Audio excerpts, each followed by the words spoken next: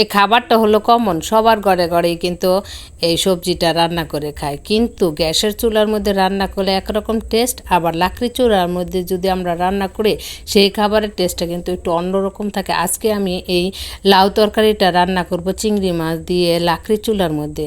এখন আমি লাকড়ি চুলার মধ্যে রান্না করার আগে চুলাটাকে ধরিয়ে নিয়েছি, তারপর লাউটাকে কেটে দিয়ে দিব। এখন এর মধ্যে তেল দিয়ে পেঁয়াজ কুচি, লাউয়ের মধ্যে কিন্তু অনেক বেশি মশলা দিলে কিন্তু লাউটা খেতে ভালো লাগে না।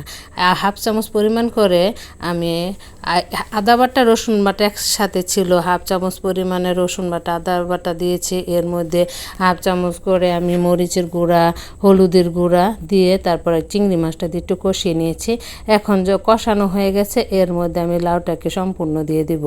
আসলে মাঝে মাঝে কিন্তু লাকড়ি চুলার মধ্যে রান্না করে খেয়ে দেখবেন ওই খাবারের টেস্টেই কিন্তু অন্যরকম থাকে।